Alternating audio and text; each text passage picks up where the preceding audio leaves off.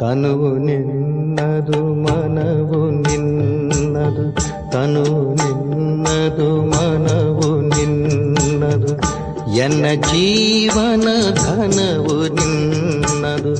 ನಾನು ನಿನ್ನವನೆಂಬ ಹೆಮ್ಮೆಯ ಋಣವು ಮಾತ್ರವೇ ನನ್ನದು.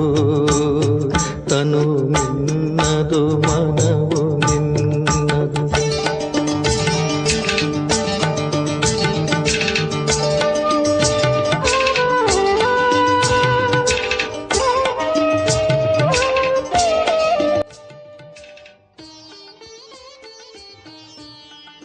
ಓಂ ಶಾಂತಿ. ಮುರುಳಿಯ ದಿನಾಂಕ 3-4-2026. ಬಾಪ್ದಾದ ಮಧುಬನ. ಮಧುರ ಮಕ್ಕಳೇ, ತಂದೆಯ ಸಮಾನ ದಯಾಹೃದಯಿಗಳಾಗಿ ಅನೇಕರಿಗೆ ಮಾರ್ಗವನ್ನು ತಿಳಿಸಿ ಯಾವ ಮಕ್ಕಳು ಹಗಲು ರಾತ್ರಿ ಸರ್ವೀಸಿನಲ್ಲಿ ತೊಡಗಿರುವರೋ ಅವರೇ ಬಹದ್ದೂರರಾಗಿದ್ದಾರೆ. ಪ್ರಶ್ನೆ: ಶ್ರೇಷ್ಠ ಅದೃಷ್ಟದ ಮುಖ್ಯ ಆಧಾರವು ಯಾವ ಮಾತಿನ ಮೇಲಿದೆ? ಉತ್ತರ: ನೆನಪಿನ ಯಾತ್ರೆಯ ಮೇಲೆ. ಯಾರು ಎಷ್ಟು ನೆನಪು ಮಾಡುವರೋ ಅಷ್ಟು ಶ್ರೇಷ್ಠ ಅದೃಷ್ಟವನ್ನು ರೂಪಿಸಿಕೊಳ್ಳುತ್ತಾರೆ. ಶರೀರದ ನಿರ್ವಹಣೆಗಾಗಿ ಕರ್ಮವನ್ನೂ ಮಾಡುತ್ತಾ ತಂದೆ ಮತ್ತು ಆಸ್ತಿಯನ್ನು ನೆನಪು ಮಾಡುತ್ತಾ ಇರಿ, ಆಗ ಅದೃಷ್ಟವು ಶ್ರೇಷ್ಠವಾಗುವುದು. ಗೀತೆ. ಅದೃಷ್ಟವನ್ನು ಬೆಳಗಿಸಿಕೊಂಡು ಬಂದಿದ್ದೇನೆ. ಓಂ ಶಾಂತಿ. ಮಕ್ಕಳು ಜನ್ಮ ಪಡೆಯುವಾಗ ತಮ್ಮ ಜೊತೆ ಕರ್ಮಗಳ ಅನುಸಾರ ಅದೃಷ್ಟವನ್ನು ತೆಗೆದುಕೊಂಡು ಬರುತ್ತಾರೆ. ಕೆಲವರು ಶ್ರೀಮಂತರ ಬಳಿ, ಕೆಲವರು ಬಡವರ ಬಳಿ ಜನ್ಮ ಪಡೆಯುತ್ತಾರೆ. ವಾರಸುದಾರ ಹುಟ್ಟಿದ ಎಂದು ತಂದೆಯು ತಿಳಿದುಕೊಳ್ಳುತ್ತಾರೆ. ಎಂತೆಂತಹ ದಾನ ಪುಣ್ಯಗಳನ್ನು ಮಾಡಿರುವರೋ ಅದರ ಅನುಸಾರವಾಗಿ ಜನ್ಮ ಸಿಗುತ್ತದೆ. ನೀವೀಗ ಮಧುರಾತಿ ಮಧುರ ಅಗಲಿ ಹೋಗಿ ಮರಳಿ ಸಿಕ್ಕಿರುವ ಮಕ್ಕಳಿಗೆ ತಂದೆಯು ಕಲ್ಪದ ನಂತರ ಬಂದು ಪುನಃ ತಿಳಿಸಿದ್ದಾರೆ. ಮಕ್ಕಳಿಗೂ ಗೊತ್ತಿದೆ ನಾವು ನಮ್ಮ ಅದೃಷ್ಟವನ್ನು ತೆಗೆದುಕೊಂಡು ಬಂದಿದ್ದೇವೆ ಎಂದು. ಸ್ವರ್ಗದ ರಾಜ್ಯಭಾಗ್ಯವನ್ನು ತಂದಿದ್ದೇವೆ. ಯಾರು ಚೆನ್ನಾಗಿ ಅರಿತುಕೊಂಡಿದ್ದೀರಿ ಮತ್ತು ತಂದೆಯನ್ನು ನೆನಪು ಮಾಡುತ್ತಿದ್ದೀರಿ. ನೆನಪಿನ ಜೊತೆಗೆ ಅದೃಷ್ಟದ ಸಂಬಂಧವಿದೆ. ಜನ್ಮ ಪಡೆದಿದ್ದೀರೆಂದರೆ ತಂದೆಯ ನೆನಪು ಇರಬೇಕು. ಎಷ್ಟು ನೆನಪು ಮಾಡುತ್ತೀರೋ ಅಷ್ಟು ಅದೃಷ್ಟವು ಶ್ರೇಷ್ಠವಾಗುತ್ತಿರುವುದು. ಎಷ್ಟು ಸಹಜ ಮಾತಾಗಿದೆ. ಸೆಕೆಂಡಿನಲ್ಲಿ ಜೀವನ್ಮುಕ್ತಿ ಸಿಗುತ್ತದೆ. ನೀವು ಸುಖಧಾಮದ ಅದೃಷ್ಟವನ್ನು ಪ್ರಾಪ್ತಿ ಮಾಡಿಕೊಳ್ಳಲು ಬಂದಿದ್ದೀರಿ. ಈಗ ಪ್ರತಿಯೊಬ್ಬರೂ ಪುರುಷಾರ್ಥ ಮಾಡುತ್ತಿದ್ದೀರಿ. ಪ್ರತಿಯೊಬ್ಬರೂ ತಮ್ಮನ್ನು ನೋಡಿಕೊಳ್ಳುತ್ತಿದ್ದಾರೆ, ನಾವು ಹೇಗೆ ಪುರುಷಾರ್ಥ ಮಾಡುತ್ತಿದ್ದೇವೆ ಎಂದು. ಹೇಗೆ ಮಮ್ಮಾ ಬಾಬಾ ಮತ್ತು ಸೇವಾದಾರಿ ಮಕ್ಕಳು ಪುರುಷಾರ್ಥ ಮಾಡುತ್ತಾರೆ ಹಾಗೆ ಅವರನ್ನು ಫಾಲೋ ಮಾಡಬೇಕು. ಎಲ್ಲರಿಗೆ ತಂದೆಯ ಪರಿಚಯ ಕೊಡಬೇಕಾಗಿದೆ. ತಂದೆಯ ಪರಿಚಯ ಕೊಟ್ಟರೆ ರಚನೆಯ ಆದಿ ಮಧ್ಯ ಅಂತ್ಯವು ಬಂದು ಬಿಡುವುದು. ಋಷಿ ಮುನಿ ಮೊದಲಾದವರು ಯಾರೂ ಸಹ ರಚಯಿತ ಮತ್ತು ರಚನೆಯ ಆದಿ ಮಧ್ಯ ಅಂತ್ಯದ ಜ್ಞಾನವನ್ನು ಕೊಡಲು ಸಾಧ್ಯವಿಲ್ಲ. ಈಗ ನಿಮ್ಮ ಬುದ್ಧಿಯಲ್ಲಿ ಇಡೀ ಚಕ್ರವು ಸ್ಮೃತಿಯಲ್ಲಿರುತ್ತದೆ. ಪ್ರಪಂಚದಲ್ಲಿ ಯಾರೂ ಸಹ ತಂದೆ ಮತ್ತು ಆಸ್ತಿಯನ್ನು ತಿಳಿದುಕೊಂಡಿಲ್ಲ. ನೀವು ಮಕ್ಕಳು ಈಗ ತಂದೆ ಮತ್ತು ಅದೃಷ್ಟವನ್ನು ತಿಳಿದುಕೊಂಡಿದ್ದೀರಿ. ಆದ್ದರಿಂದ ಈಗ ತಂದೆಯನ್ನು ನೆನಪು ಮಾಡಬೇಕಾಗಿದೆ. ಶರೀರ ನಿರ್ವಹಣೆಗೆ ಕರ್ಮವನ್ನು ಮಾಡಬೇಕು. ಮನೆಯನ್ನು ಸಂಭಾಲನೆ ಮಾಡಬೇಕಾಗಿದೆ. ಯಾರು ನಿರ್ಬಂಧನರಿದ್ದಾರೆಯೋ ಅವರು ಬಹಳ ಚೆನ್ನಾಗಿ ಸರ್ವಿಸ್ ಮಾಡಬಹುದು. ಮಕ್ಕಳು ಮರಿ ಇಲ್ಲವೆಂದರೆ ಅವರಿಗೆ ಸರ್ವಿಸ್ ಮಾಡಲು ಒಳ್ಳೆಯ ಅವಕಾಶವಿದೆ. ಸ್ತ್ರೀಗೆ ಪತಿ ಹಾಗೂ ಮಕ್ಕಳ ಬಂಧನವಿರುತ್ತದೆ. ಒಂದು ವೇಳೆ ಮಕ್ಕಳವಿಲ್ಲವೆಂದರೆ ಬಂಧನ ಮುಕ್ತರಾದರಲ್ಲವೇ? ಅವರು ಹೇಗೆ ವಾನಪ್ರಸ್ಥಿಗಳಿದ್ದಂತೆ. ಮತ್ತೆ ಮುಕ್ತಿಧಾಮದಲ್ಲಿ ಹೋಗುವುದಕ್ಕಾಗಿ ಸಂಘ ಬೇಕು. ಭಕ್ತಿ ಮಾರ್ಗದಲ್ಲಂತೂ ಸಾಧು ಮೊದಲಾದವರ ನಿವೃತ್ತಿ ಮಾರ್ಗದವರ ಸಂಘ ಸಿಗುತ್ತದೆ. ಆ ನಿವೃತ್ತಿ ಮಾರ್ಗದವರು ಪ್ರವೃತ್ತಿ ಮಾರ್ಗದ ಆಸ್ತಿಯನ್ನು ಕೊಡಿಸಲು ಸಾಧ್ಯವಿಲ್ಲ. ನೀವು ಮಕ್ಕಳೇ ಕೊಡಿಸಬಲ್ಲಿರಿ. ನಿಮಗೆ ತಂದೆಯು ಮಾರ್ಗವನ್ನು ತಿಳಿಸಿದ್ದಾರೆ. ಭಾರತದ 84 ಜನ್ಮಗಳ ಚರಿತ್ರೆ ಭೂಗೋಳವನ್ನು ತಿಳಿಸಿ. ಭಾರತವಾಸಿಗಳೇ 84 ಜನ್ಮಗಳನ್ನು ತೆಗೆದುಕೊಳ್ಳುತ್ತಾರೆ. ಒಬ್ಬರ ಮಾತಲ್ಲ. ಸೂರ್ಯವಂಶೀಯರಿಂದ ಮತ್ತೆ ಚಂದ್ರವಂಶಿ ಮನೆತನದಲ್ಲಿ ಬರುತ್ತಾರೆ. ಮತ್ತೆ ವೈಶ್ಯವಂಶೀಯರಾಗುತ್ತಾರೆ. ನಂಬರ್ ವಾರಂತೂ ಇರುತ್ತಾರೆ. ಭಾರತದ ಮೊಟ್ಟಮೊದಲನೇ ರಾಜಕುಮಾರನು ಶ್ರೀಕೃಷ್ಣನಾಗಿದ್ದಾನೆ. ಅವನನ್ನು ಉಯ್ಯಾಲೆಯಲ್ಲಿ ತೂಗುತ್ತಾರೆ. ಎರಡನೆಯವರನ್ನು ತೂಗುವುದೇ ಇಲ್ಲ, ಏಕೆಂದರೆ ಕಲೆಯು ಕಡಿಮೆಯಾಯಿತು. ಯಾರು ಮೊದಲನೆಯವರಾಗಿದ್ದಾರೆಯೋ ಅವರ ಪೂಜೆ ನಡೆಯುತ್ತದೆ. ಕೃಷ್ಣನು ಒಬ್ಬನಾಗಿದ್ದಾನೆಯೇ ಅಥವಾ ಇಬ್ಬರು ಮೂವರಿದ್ದಾರೆಯೇ ಎಂಬುದನ್ನು ಮನುಷ್ಯರು ತಿಳಿದುಕೊಂಡಿಲ್ಲ. ಕೃಷ್ಣನ ರಾಜಧಾನಿಯು ನಡೆಯುತ್ತದೆ ಎಂದು ಯಾರಿಗೂ ಗೊತ್ತಿಲ್ಲ. ಕೇವಲ ಪೂಜೆಯು ಮೊಟ್ಟ ಮೊದಲನೆಯವರದೇ ಆಗುತ್ತದೆ. ಅಂಕಗಳಂತೂ ನಂಬರ್ ವಾರಾಗಿ ಸಿಗುತ್ತದೆ ಅಂದ ಮೇಲೆ ಪುರುಷಾರ್ಥ ಮಾಡಿ ನಾವೇಕೆ ಮೊದಲಿನ ನಂಬರಿನಲ್ಲಿ ಬರಬಾರದು? ಮಮ್ಮಾ ಬಾಬಾರವರನ್ನು ಫಾಲೋ ಮಾಡಿ ಅವರ ರಾಜಧಾನಿಯನ್ನು ಪಡೆದುಕೊಳ್ಳಬಾರದು? ಯಾರು ಒಳ್ಳೆಯ ಸರ್ವಿಸ್ ಮಾಡುವರೋ ಅವರು ಒಳ್ಳೆಯ ಮಹಾರಾಜನ ಮನೆಯಲ್ಲಿ ಜನ್ಮ ಪಡೆಯುವರು. ಅಲ್ಲಂತೂ ಇರುವುದೇ ಮಹಾರಾಜ ಮಹಾರಾಣಿ. ಆ ಸಮಯದಲ್ಲಿ ಯಾವುದೇ ರಾಜರಾಣಿಯ ಬಿರುದು ಇರುವುದಿಲ್ಲ. ಅದು ನಂತರ ಆರಂಭವಾಗುತ್ತದೆ. ದ್ವಾಪರಯುಗದಿಂದ ಯಾವಾಗ ಪತಿತರಾಗುತ್ತಾರೋ ಆಗ ಅವರಲ್ಲಿ ಹೆಚ್ಚು ಸಂಪತ್ತು ಇರುವವರಿಗೂ ರಾಜ ಎಂದು ಹೇಳಲಾಗುತ್ತದೆ. ಮತ್ತೆ ಮಹಾರಾಜನ ಹೆಸರು ಕಡಿಮೆಯಾಗಿ ಬಿಡುತ್ತದೆ, ಪ್ರಾಯಲೋಪವಾಗಿ ಬಿಡುತ್ತದೆ. ಯಾವಾಗ ಭಕ್ತಿ ಮಾರ್ಗವಾಗುವುದೋ ಬಡವರು ಶ್ರೀಮಂತರಲ್ಲಿ ಅಂತರವಂತೂ ಇರುತ್ತದೆ. ಈಗ ನೀವು ಮಕ್ಕಳೇ ಶಿವತಂದೆಯನ್ನು ನೆನಪು ಮಾಡುತ್ತೀರಿ ಮತ್ತು ಅವರಿಂದ ಆಸ್ತಿಯನ್ನು ತೆಗೆದುಕೊಳ್ಳುತ್ತಿದ್ದೀರಿ. ಅನ್ಯ ಸತ್ಸಂಗಗಳಲ್ಲಿ ಮನುಷ್ಯರು ಕುಳಿತು ಕಥೆಯನ್ನು ಓದಿ ತಿಳಿಸುತ್ತಾರೆ. ಮನುಷ್ಯರು ಮನುಷ್ಯರಿಗೆ ಭಕ್ತಿ ಕಲಿಸುತ್ತಾರೆ. ಅವರು ಜ್ಞಾನವನ್ನು ಕೊಟ್ಟು ಸದ್ಗತಿ ಮಾಡಲು ಸಾಧ್ಯವಿಲ್ಲ.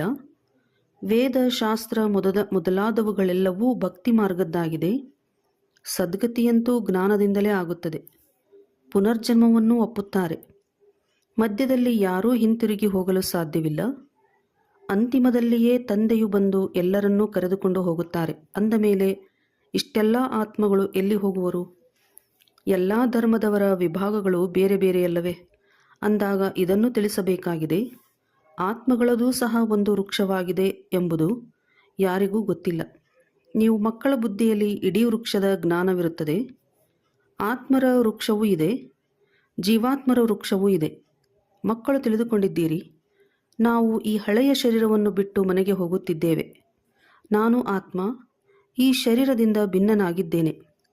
ಈ ರೀತಿ ತಿಳಿದುಕೊಳ್ಳುವುದು ಎಂದರೆ ಜೀವಿಸಿದ್ದಂತೆಯೇ ಸಾಯುವುದು ಎಂದರ್ಥ. ತಾನು ಸತ್ತರೆ ತನ್ನ ಪಾಲಿಗೆ ಜಗತ್ತೇ ಸತ್ತಂತೆ.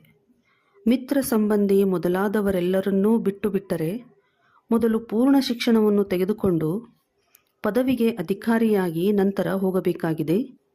ತಂದೆಯನ್ನು ನೆನಪು ಮಾಡುವುದು ಅತಿ ಸಹಜವಾಗಿದೆ. ಬಲೆ ಯಾರಾದರೂ ರೋಗಿಯಾಗಿದ್ದರೂ ಸಹ ಅವರಿಗೂ ಹೇಳುತ್ತಿರಬೇಕು. ಶಿವತಂದೆಯನ್ನು ನೆನಪು ಮಾಡಿದರೆ ವಿಕರ್ಮ ವಿನಾಶವಾಗುವುದು.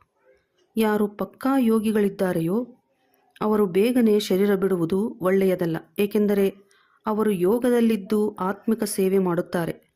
ಶರೀರ ಬಿಟ್ಟರೂ ಸಹ ಅವರು ಸೇವೆ ಮಾಡಲು ಸಾಧ್ಯವಾಗುವುದಿಲ್ಲ. ಸೇವೆ ಮಾಡುವುದರಿಂದ ತಮ್ಮ ಶ್ರೇಷ್ಠ ಪದವಿಯನ್ನು ಮಾಡಿಕೊಳ್ಳುತ್ತಾ ಇರುತ್ತಾರೆ ಮತ್ತು ಸಹೋದರ ಸಹೋದರಿಯರ ಸೇವೆಯೂ ಆಗುವುದು. ಅವರು ತಂದೆಯಿಂದ ಆಸ್ತಿಯನ್ನು ಪಡೆದುಕೊಳ್ಳುತ್ತಾರೆ. ನಾವು ಪರಸ್ಪರ ಸಹೋದರರಾಗಿದ್ದೇವೆ, ಒಬ್ಬ ತಂದೆಯ ಮಕ್ಕಳಾಗಿದ್ದೇವೆ. ತಂದೆಯು ತಿಳಿಸುತ್ತಾರೆ, ನನ್ನನ್ನು ನೆನಪು ಮಾಡಿರಿ, ಆಗ ನಿಮ್ಮ ವಿಕರ್ಮಗಳು ವಿನಾಶವಾಗುವವು. ಮೊದಲೂ ಸಹ ಇದೇ ರೀತಿ ತಿಳಿಸಿದ್ದೇನೆ. ನೀವು ಯಾರಿಗೆ ಬೇಕಾದರೂ ಇದನ್ನು ತಿಳಿಸಬಹುದು. ಸಹೋದರ ಸಹೋದರಿಯರೇ, ನಿಮ್ಮ ಆತ್ಮವು ತಮೋಪ್ರಧಾನವಾಗಿ ಬಿಟ್ಟಿದೆ. ಯಾರು ಸತೋಪ್ರಧಾನರಾಗಿದ್ದಾರೋ ಅವರೇ ಈಗ ಪುನಃ ತಮೋಪ್ರಧಾನರಿಂದ ಸತೋಪ್ರಧಾನರಾಗಿ ಸತೋಪ್ರಧಾನ ಪ್ರಪಂಚಕ್ಕೆ ಹೋಗಬೇಕಾಗಿದೆ. ಆತ್ಮವನ್ನು ನೆನಪಿನ ಯಾತ್ರೆಯಿಂದ ಸತೋಪ್ರಧಾನ ಮಾಡಿಕೊಳ್ಳಬೇಕಾಗಿದೆ. ನೆನಪಿನ ಪೂರ್ಣ ಚಾರ್ಟ್ ಇಡಬೇಕು. ಜ್ಞಾನದ ಚಾರ್ಟನ್ನು ಇಡಲು ಸಾಧ್ಯವಿಲ್ಲ. ತಂದೆಯಂತೂ ಜ್ಞಾನವನ್ನು ಕೊಡುತ್ತಿರುತ್ತಾರೆ. ಪರಿಶೀಲನೆ ಮಾಡಿಕೊಳ್ಳಿ, ನಮ್ಮ ಮೇಲೆ ಯಾವ ವಿಕರ್ಮಗಳ ಹೊರೆ ಇದೆಯೋ ಅದು ಹೇಗೆ ಇಳಿಯುವುದು. ಆದ್ದರಿಂದ ನೆನಪಿನ ಚಾರ್ಟ್ ಇಡಬೇಕಾಗಿದೆ. ನಾವು ಎಷ್ಟು ಗಂಟೆಗಳ ಕಾಲ ನೆನಪು ಮಾಡಿದೆವು? ಮೂಲವತನವನ್ನು ನೆನಪು ಮಾಡುತ್ತೀರಿ ಮತ್ತು ಹೊಸ ಪ್ರಪಂಚವನ್ನು ನೆನಪು ಮಾಡುತ್ತೀರಿ. ಅಲ್ಲೋಲ ಕಲ್ಲೋಲವಾಗಲಿದೆ. ಅದಕ್ಕಾಗಿ ತಯಾರಿ ನಡೆಯುತ್ತಿದೆ. ಬಾಂಬುಗಳು ತಯಾರಾಗುತ್ತಾ ಹೋಗುತ್ತವೆ. ಒಂದು ಕಡೆ ನಾವು ಮೃತ್ಯುವಿಗಾಗಿ ಇಂತಿಂತಹ ಸಾಮಗ್ರಿಗಳನ್ನು ತಯಾರು ಮಾಡುತ್ತಿದ್ದೇವೆ ಎಂದು ಹೇಳುತ್ತಾರೆ ಮತ್ತು ಇನ್ನೊಂದು ಕಡೆ ಹೇಳುತ್ತಾರೆ ಸಾವಿನ ಸಾಮಗ್ರಿಗಳನ್ನು ತಯಾರು ಮಾಡಬೇಡಿ ಎಂದು. ಸಮುದ್ರದ ತಳದಲ್ಲಿ ವಿನಾಶ ಮಾಡುವ ಸಾಮಗ್ರಿಗಳನ್ನು ಇಟ್ಟಿದ್ದಾರೆ. ಮೇಲೆ ಬಂದು ಬಾಂಬುಗಳನ್ನು ಹಾಕಿ ಮತ್ತೆ ಸಮುದ್ರದೊಳಗೆ ಹೊರಟು ಹೋಗುತ್ತಾರೆ. ಇಂತಿಂತಹ ವಸ್ತುಗಳನ್ನು ತಯಾರು ಮಾಡುತ್ತಿರುತ್ತಾರೆ. ತಮ್ಮದೇ ವಿನಾಶಕ್ಕಾಗಿ ತಯಾರು ಮಾಡುತ್ತಿದ್ದಾರೆ.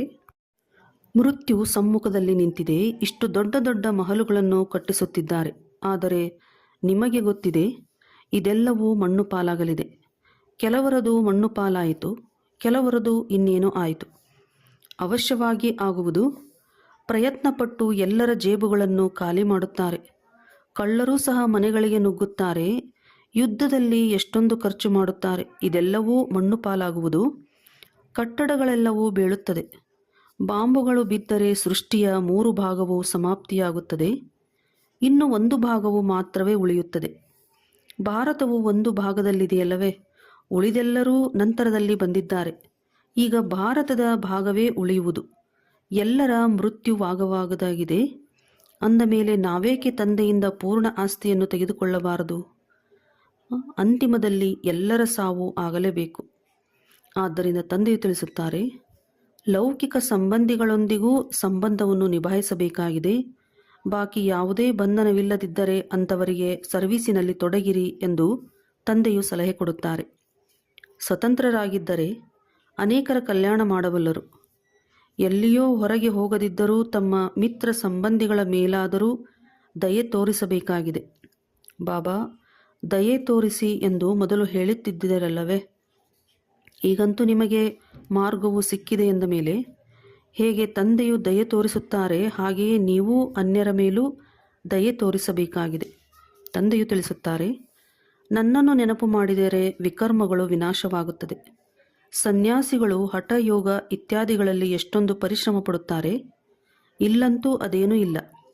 ಕೇವಲ ನೆನಪು ಮಾಡಿದರೆ ಪಾಪಗಳು ಭಸ್ಮವಾಗಿ ಬಿಡುತ್ತದೆ. ಇದರಲ್ಲಿ ಯಾವುದೇ ಕಷ್ಟವಿಲ್ಲ. ಕೇವಲ ನೆನಪಿನ ಯಾತ್ರೆಯ ಮಾತಾಗಿದೆ. ಎದ್ದೇಳಿ ಕುಳಿತುಕೊಳ್ಳಿ. ಕರ್ಮೇಂದ್ರಿಯಗಳಿಂದ ಬಲೆ ಕರ್ಮವನ್ನು ಮಾಡಿ ಕೇವಲ ಬುದ್ಧಿಯೋಗವನ್ನು ತಂದೆಯೊಂದಿಗೆ ಜೋಡಿಸಿ. ಆ ಪ್ರಿಯತಮನಿಗೆ ಸತ್ಯಸತ್ಯವಾದ ಪ್ರಿಯತಮೆಯರಾಗಬೇಕಾಗಿದೆ. ಹೇ ಪ್ರಿಯತಮೆಯರೇ, ಹೇ ಮಕ್ಕಳೇ, ಭಕ್ತಿ ಮಾರ್ಗದಲ್ಲಿ ಬಹಳ ನೆನಪು ಮಾಡಿದಿರಿ. ಆದರೆ ಈಗ ನಾನು ಪ್ರಿಯತಮನನ್ನು ನೆನಪು ಮಾಡಿದರೆ ನಿಮ್ಮ ಪಾಪಗಳು ಭಸ್ಮವಾಗುತ್ತದೆ. ನಾನು ಗ್ಯಾರಂಟಿ ಕೊಡುತ್ತೇನೆ ಎಂದು ಸ್ವಯಂ ಅವರೇ ತಿಳಿಸುತ್ತಾರೆ. ಕೆಲವು ಮಾತುಗಳು ಶಾಸ್ತ್ರಗಳಲ್ಲಿ ಬಂದು ಬಿಟ್ಟಿವೆ. ಭಗವಂತನ ಮೂಲಕ ಗೀತೆಯನ್ನು ಕೇಳುವುದರಿಂದ ನೀವು ಜೀವನ್ಮುಕ್ತಿಯನ್ನು ಪಡೆಯುತ್ತೀರಿ. ಮನುಷ್ಯರ ಮೂಲಕ ಗೀತೆಯನ್ನು ಕೇಳಿದ್ದರಿಂದ ಜೀವನ ಬಂಧನದಲ್ಲಿ ಬಂದಿದ್ದೀರಿ. ಏಣಿಯನ್ನು ಕೆಳಗಿಳಿಯುತ್ತಾ ಬಂದಿದ್ದೀರಿ. ಪ್ರತಿಯೊಂದು ಮಾತಿನಲ್ಲಿ ವಿಚಾರಸಾಗರ ಮಂಥನ ಮಾಡಬೇಕಾಗಿದೆ. ತಮ್ಮ ಬುದ್ಧಿಯನ್ನು ಓಡಿಸಬೇಕಾಗಿದೆ.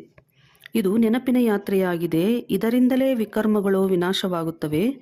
ವೇದಶಾಸ್ತ್ರ, ಯಜ್ಞ, ತಪ ಇತ್ಯಾದಿಗಳನ್ನು ಮಾಡುವುದರಿಂದ ಪಾಪ ನಾಶವಾಗುವುದಿಲ್ಲ.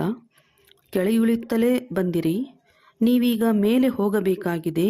ಕೇವಲ ಏಣಿಯ ಚಿತ್ರದಿಂದ ನೀವು ತಿಳಿಸುವವರೆಗೆ ಯಾರಿಗೂ ಅರ್ಥವಾಗುವುದಿಲ್ಲ. ಹೇಗೆ ಚಿಕ್ಕ ಮಕ್ಕಳಿಗೆ ಚಿತ್ರವನ್ನು ತೋರಿಸಿ ಇದು ಆನೆಯಾಗಿದೆ, ಅದು ಹುಲಿಯಾಗಿದೆ ಎಂದು ಕಲಿಸಬೇಕಾಗುತ್ತದೆ. ಯಾವಾಗ ಆನೆಯನ್ನು ನೋಡುವರು ಆಗ ಚಿತ್ರವೂ ನೆನಪಿಗೆ ಬರುವುದು. ಹೇಗೆ ನಿಮ್ಮ ಬುದ್ಧಿಯಲ್ಲಿ ಬಂದುಬಿಟ್ಟಿದೆ. ಚಿತ್ರದಲ್ಲಿ ಯಾವಾಗಲೂ ಚಿಕ್ಕ ವಸ್ತುವನ್ನು ತೋರಿಸಲಾಗುತ್ತದೆ. ನಿಮಗೆ ಗೊತ್ತಿದೆ, ವೈಕುಂಠವಂತೂ ದೊಡ್ಡದಾಗಿರುತ್ತದೆ. ದೊಡ್ಡ ರಾಜಧಾನಿ ಇರುತ್ತದೆ. ಅಲ್ಲಿ ವಜ್ರ ವೈಡೂರ್ಯಗಳ ಮಹಲುಗಳು ಇರುತ್ತವೆ. ಅವು ಮತ್ತೆ ಪ್ರಾಯಲೋಪವಾಗಿ ಬಿಡುತ್ತದೆ. ಎಲ್ಲ ವಸ್ತುಗಳು ಮಾಯವಾಗಿ ಬಿಡುತ್ತದೆ. ಇಲ್ಲದಿದ್ದರೆ ಈ ಭಾರತವು ಹೇಗೆ ಬಡದೇಶವಾಯಿತು? ಸಾಹುಕಾರನಿಂದ ಬಡವ, ಬಡವನಿಂದ ಸಾಹುಕಾರನಾಗಬೇಕಾಗಿದೆ. ಈ ನಾಟಕವು ಮಾಡಲ್ಪಟ್ಟಿದೆ. ಆದ್ದರಿಂದ ಏಣಿಯ ಚಿತ್ರದಲ್ಲಿ ತಿಳಿಸಲಾಗುತ್ತದೆ. ಹೊಸಬರು ಬರುತ್ತಾರೆಂದರೆ ಅವರಿಗೆ ತಿಳಿಸುವುದರಿಂದ ಅಭ್ಯಾಸವಾಗುವುದು. ಬಾಯಿ ತೆರೆಯುವುದು. ಮಕ್ಕಳನ್ನು ಸೇವೆಗೆ ಯೋಗ್ಯರನ್ನಾಗಿ ಮಾಡಲಾಗುತ್ತದೆ. ಕೆಲವು ಸೇವಾ ಕೇಂದ್ರಗಳಲ್ಲಿ ಅನೇಕ ಮಕ್ಕಳು ಅಶಾಂತಿಯನ್ನು ಹರಡುತ್ತಿರುತ್ತಾರೆ. ಬುದ್ಧಿಯೋಗವು ಹೊರಗೆ ಅಲಿಯುತ್ತದೆ ಅಂದ ಮೇಲೆ ನಷ್ಟವನ್ನುಂಟು ಮಾಡುತ್ತಾರೆ. ವಾಯುಮಂಡಲವನ್ನೂ ಹಾಳು ಮಾಡುತ್ತಿರುತ್ತಾರೆ. ನಂಬರ್ ವಾರಂತೂ ಇರುತ್ತಾರಲ್ಲವೇ? ಮತ್ತೆ ತಂದೆಯು ಹೇಳುತ್ತಾರೆ, ನೀವು ಓದಲಿಲ್ಲ, ಆದ್ದರಿಂದ ಈಗ ತಮ್ಮ ಸ್ಥಿತಿಯನ್ನು ನೋಡಿಕೊಳ್ಳಿ ಎಂದು. ದಿನಪ್ರತಿದಿನ ಹೆಚ್ಚು ಸಾಕ್ಷಾತ್ಕಾರಗಳಾಗುತ್ತಾ ಇರುತ್ತವೆ. ಪಾಪ ಮಾಡುವವರಿಗೆ ಶಿಕ್ಷೆಗಳೂ ಸಿಗುತ್ತಿರುತ್ತವೆ. ಆಗ ಅಯ್ಯೋ, ನಾವು ಸುಮ್ಮನೆ ಪಾಪ ಮಾಡಿದೆವು ಎಂದು ಹೇಳುತ್ತಾರೆ. ತಂದೆಗೆ ತಿಳಿಸಿ ಪ್ರಾಯಶ್ಚಿತ್ತ ಮಾಡಿಕೊಳ್ಳುವುದರಿಂದ ಸ್ವಲ್ಪ ಕಡಿಮೆಯಾಗುತ್ತದೆ. ಇಲ್ಲದಿದ್ದರೆ ಅದು ಇನ್ನೂ ಹೆಚ್ಚಾಗುತ್ತಾ ಇರುವುದು. ಈ ರೀತಿಯಾಗುತ್ತಿರುತ್ತದೆ. ಇವನ್ನು ಸ್ವಯಂ ಅನುಭವ ಮಾಡುತ್ತಾರೆ. ಆದರೆ ಮತ್ತೆ ಹೇಳುತ್ತಾರೆ, ಏನು ಮಾಡುವುದು? ನಮ್ಮ ಈ ಹವ್ಯಾಸವು ಕಳೆಯುತ್ತಿಲ್ಲ. ಇದಕ್ಕಿಂತಲೂ ಮನೆಗೆ ಹೋಗಿ ಇರುತ್ತೇನೆ ಎಂದು. ಹೇಳುತ್ತಾರೆ. ಕೆಲವರಂತೂ ಚೆನ್ನಾಗಿ ಸರ್ವಿಸ್ ಮಾಡುತ್ತಾರೆ, ಕೆಲವರು ಸೇವಾಭಂಗವನ್ನು ಮಾಡುತ್ತಾರೆ. ನಮ್ಮ ಸೈನ್ಯದಲ್ಲಿ ಯಾರ್ಯಾರು ಬಹದ್ದೂರರಿದ್ದಾರೆ ಎಂದು ತಂದೆಯು ಹೆಸರುಗಳನ್ನು ತಿಳಿಸುತ್ತಾರೆ. ಬಾಕಿ ಯಾವುದೇ ಯುದ್ಧ ಇತ್ಯಾದಿಗಳ ಮಾತಿಲ್ಲ. ಇವು ಬೇಹದ್ದಿನ ಮಾತುಗಳಾಗಿವೆ. ಒಳ್ಳೆಯ ಮಕ್ಕಳಾಗಿದ್ದರೆ ತಂದೆಯು ಅವಶ್ಯವಾಗಿ ಅವರ ಮಹಿಮೆ ಮಾಡುತ್ತಾರೆ. ಮಕ್ಕಳು ಬಹಳ ದಯಾಹೃದಯಿಗಳು, ಕಲ್ಯಾಣಕಾರಿಗಳಾಗಬೇಕಾಗಿದೆ. ಅಂಧರಿಗೆ ಊರುಗೋಲಾಗಬೇಕಾಗಿದೆ. ಎಲ್ಲರಿಗೆ ಮಾರ್ಗವನ್ನು ತಿಳಿಸಿ ತಂದೆಯನ್ನು ನೆನಪು ಮಾಡಿದರೆ ವಿಕರ್ಮಗಳು ವಿನಾಶವಾಗುವುದು. ಪಾಪಾತ್ಮ ಮತ್ತು ಪುಣ್ಯಾತ್ಮ ಎಂದು ಹೇಳುತ್ತಾರಲ್ಲವೇ, ಒಳಗಡೆ ಪರಮಾತ್ಮನಿದ್ದಾರೆ ಅಥವಾ ಆತ್ಮವು ಪರಮಾತ್ಮನಾಗಿ ಬಿಡುತ್ತದೆ ಎಂದು ಹೇಳುವುದಿಲ್ಲ. ಇದೆಲ್ಲವೂ ತಪ್ಪಾಗಿದೆ. ಪರಮಾತ್ಮನಿಗೆ ಪಾಪವು ಅಂಟುವುದಿಲ್ಲ. ನಾಟಕದಲ್ಲಿ ಅವರದು ಸೇವೆ ಮಾಡುವ ಪಾತ್ರವಿದೆ. ಮನುಷ್ಯರೇ ಪಾಪಾತ್ಮ ಪುಣ್ಯಾತ್ಮನಾಗುತ್ತಾರೆ. ಯಾರು ಸತೋಪ್ರಧಾನರಾಗಿದ್ದಾರೋ ಅವರೇ ತಮೋಪ್ರಧಾನರಾಗಿದ್ದಾರೆ. ಅವರ ತನುವಿನಲ್ಲಿ ತಂದೆಯು ಕುಳಿತು ಸತೋಪ್ರಧಾನರನ್ನಾಗಿ ಮಾಡುತ್ತಾರೆ ಅಂದ ಮೇಲೆ ಅವರ ಮತದಂತೆ ನಡೆಯಬೇಕಲ್ಲವೇ. ಈಗ ತಂದೆಯು ಮಕ್ಕಳನ್ನು ವಿಶಾಲ ಬುದ್ಧಿಯವರನ್ನಾಗಿ ಮಾಡಿದ್ದಾರೆ. ನೀವು ತಿಳಿದುಕೊಂಡಿದ್ದೀರಿ ರಾಜಧಾನಿಯು ಹೇಗೆ ಸ್ಥಾಪನೆಯಾಗುತ್ತಿದೆ. ತಂದೆಯೇ ಬ್ರಹ್ಮಾರವರ ತನುವಿನಲ್ಲಿ ಬಂದು ಬ್ರಹ್ಮ ಮುಖವಂಶಾವಳಿ ಬ್ರಾಹ್ಮಣರಿಗೆ ರಾಜಯೋಗವನ್ನು ಕಲಿಸಿ ದೇವೀ ದೇವತೆಗಳನ್ನಾಗಿ ಮಾಡುತ್ತಾರೆ. ಮತ್ತೆ ಪುನರ್ಜನ್ಮವನ್ನು ತೆಗೆದುಕೊಂಡು ಕೆಳಗಿಳಿಯುತ್ತೀರಿ. ಈಗ ಪುನಃ ಎಲ್ಲವನ್ನೂ ಪುನರಾವರ್ತಿಸಬೇಕಾಗಿದೆ. ತಂದೆಯು ಪುನಃ ಬ್ರಹ್ಮಾರವರ ಮೂಲಕ ಸ್ಥಾಪನಾ ಕಾರ್ಯವನ್ನು ಮಾಡಿಸುತ್ತಿದ್ದಾರೆ. ಯೋಗ ಬಲದಿಂದ ನೀವು ಪಂಚವಿಕಾರಗಳನ್ನು ಗೆದ್ದು ಜಗತ್ತಿಗೆ ಜೀತರಾಗುತ್ತೀರಿ. ಅಂದರೆ ಜಗತ್ತಿನ ಮೇಲೆ ಜಯಗೊಳಿಸುತ್ತೀರಿ. ಬಾಕಿ ಯಾವುದೇ ಯುದ್ಧ ಇತ್ಯಾದಿಗಳ ಮಾತಿಲ್ಲ. ಒಳ್ಳೆಯದು. ಮಧುರಾತಿ ಮಧುರ ಅಗಲಿ ಹೋಗಿ ಮರಳಿ ಸಿಕ್ಕಿರುವ ಮಕ್ಕಳ ಪ್ರತಿ ಮಾತಾಪಿತಾ ಬಾಪ್ದಾದಾರವರ ನೆನಪು, ಪ್ರೀತಿ ಹಾಗೂ ಸುಪ್ರಭಾತ. ಆತ್ಮಿಕ ಮಕ್ಕಳಿಗೆ ಆತ್ಮಿಕ ತಂದೆಯ ನಮಸ್ತೆ. ಆತ್ಮಿಕ ಮಕ್ಕಳಿಂದ ಆತ್ಮಿಕ ತಂದೆಗೆ ನಮಸ್ತೆ ನಮಸ್ತೆ ನಮಸ್ತೆ. ಧಾರಣೆಗಾಗಿ ಮುಖ್ಯ ಸಾರ: ಬಂಧನ ಮುಕ್ತರಾಗಿ ತಂದೆಯ ಸೇವೆಯಲ್ಲಿ ತೊಡಗಬೇಕಾಗಿದೆ. ಆಗಲೇ ಶ್ರೇಷ್ಠ ಅದೃಷ್ಟವಾಗುವುದು. ದಯಾಹೃದಯಿಗಳಾಗಿ ಅನೇಕರಿಗೆ ಮಾರ್ಗ ತಿಳಿಸಬೇಕಾಗಿದೆ. ಅಂಧರಿಗೆ ಊರುಗೋಲಾಗಬೇಕಾಗಿದೆ. ಈ ಶರೀರದಿಂದ ಮಮತ್ವವನ್ನು ತೆಗೆದು ಜೀವಿಸಿದ್ದಂತೆಯೇ ಸಾಯಬೇಕಾಗಿದೆ. ಏಕೆಂದರೆ ಈಗ ಮರಳಿ ಮನೆಗೆ ಹೋಗಬೇಕಾಗಿದೆ. ಕಾಯಿಲೆಯ ಸಮಯದಲ್ಲಿಯೂ ಒಬ್ಬ ತಂದೆಯ ನೆನಪಿರಲಿ, ಆಗ ವಿಕರ್ಮಗಳು ವಿನಾಶವಾಗುವವು. ವರದಾನ: ಕಲ್ಯಾಣದ ಭಾವನೆಯ ಮೂಲಕ ಪ್ರತಿಯೊಂದು ಆತ್ಮನ ಸಂಸ್ಕಾರಗಳನ್ನು ಪರಿವರ್ತನೆ ಮಾಡುವಂತಹ ನಿಶ್ಚಯ ಬುದ್ಧಿ ಭವ. ಹೇಗೆ ತಂದೆಯಲ್ಲಿ 100% ನಿಶ್ಚಯ ಬುದ್ಧಿಯವರು ಆಗಿದ್ದೀರಿ. ಯಾರು ಎಷ್ಟೇ ಏರುಪೇರು ಮಾಡುವಂತಹ ಪ್ರಯತ್ನದಲ್ಲಿರಲಿ, ಆದರೆ ಅದಾಗಲು ಸಾಧ್ಯವಿಲ್ಲ. ಇಂತಹ ದೈವೀ ಪರಿವಾರ ಅಥವಾ ಸಂಸಾರಿ ಆತ್ಮರುಗಳ ಮೂಲಕ ಭಲೆ ಯಾರು ಎಷ್ಟೇ ಆದರೂ ಪರೀಕ್ಷೆಯನ್ನೇ ತೆಗೆದುಕೊಳ್ಳಲಿ, ಕ್ರೋಧಿಯಾಗಿ ಎದುರಿಸಲಿ ಅಥವಾ ಯಾರೇ ಟೀಕೆ ಮಾಡಲಿ, ನಿಂದನೆ ಮಾಡಬಹುದು, ಅದರಲ್ಲಿಯೂ ಏರುಪೇರಾಗಲು ಸಾಧ್ಯವಿಲ್ಲ. ಇದರಲ್ಲಿ ಕೇವಲ ಪ್ರತಿಯೊಂದು ಆತ್ಮನ ಬಗ್ಗೆ ಕಲ್ಯಾಣದ ಭಾವನೆ ಇರಲಿ. ಈ ಭಾವನೆಯು ಅವರ ಸಂಸ್ಕಾರಗಳನ್ನು ಪರಿವರ್ತಿಸುತ್ತದೆ. ಇದರಲ್ಲಿ ಕೇವಲ ಧೈರ್ಯವನ್ನು ಕಳೆದುಕೊಳ್ಳಬಾರದು. ಸಮಯದ ಅನುಸಾರ ಅವಶ್ಯವಾಗಿ ಫಲವು ಹೊರಬರುತ್ತದೆ. ಇದು ನಾಟಕದಲ್ಲಿ ನೋಂದಣಿಯಾಗಿದೆ. ಸ್ಲೋಗನ್: ಪವಿತ್ರತೆಯ ಶಕ್ತಿಯಿಂದ ತನ್ನ ಸಂಕಲ್ಪಗಳನ್ನು ಶುದ್ಧ ಜ್ಞಾನ ಸ್ವರೂಪರನ್ನಾಗಿ ಮಾಡಿ ಬಲಹೀನತೆಗಳನ್ನು ಸಮಾಪ್ತಿ ಮಾಡಿರಿ. ಅವ್ಯಕ್ತ ಸೂಚನೆ: ಮಹಾನರಾಗಲು ಮಧುರತೆ ಮತ್ತು ನಮ್ರತೆಯ ಗುಣ ಧಾರಣೆ ಮಾಡಿ. ಮಾತಿನಲ್ಲಿ ಸದಾ ಸತ್ಯತೆ ಮತ್ತು ಮಧುರತೆ ಇದ್ದರೆ ವಾಣಿಯ ಮಾರ್ಕ್ಸ್ ಜಮಾವಾಗುತ್ತಿರುವುದು. ಮಧುರತೆಯ ಗುಣ ಜೀವನದಲ್ಲಿದ್ದರೆ ಪ್ರತಿ ಮಾತು ಮುತ್ತಿನ ಸಮಾನವಾಗಿರುತ್ತದೆ. ಈ ರೀತಿ ಅನಿಸುತ್ತದೆ, ಹೇಗೆ ಮಾತನಾಡುತ್ತಿಲ್ಲ ಎಂದು. ಮುತ್ತುಗಳ ಮಳೆ ಸುರಿಯುತ್ತಿದೆ ಎಂದು ಅನಿಸಬೇಕು. ಅವರು ಇಂತಹ ಮಾತುಗಳನ್ನು ಮಾತನಾಡುತ್ತಾರೆ. ಕೇಳುವವರು ಯೋಚಿಸುವವರು ನಾವು ಸಹ ಇಂಥ ಮಾತುಗಳನ್ನು ಮಾತನಾಡಬೇಕು ಎಂದು ಹೇಳುತ್ತಾರೆ. ಎಲ್ಲರೂ ಕೇಳಿ ಕಲಿಯುವ, ಫಾಲೋ ಮಾಡುವ ಪ್ರೇರಣೆ ಸಿಗುವುದು. ಇಂತಹ ಮಧುರ ಮಾತಿನ ವೈಬ್ರೇಷನ್ ಸರ್ವರನ್ನು ಸ್ವತಃವೇ ಸೆಳೆಯುತ್ತದೆ. ಒಳ್ಳೆಯದು. ಓಂ ಶಾಂತಿ.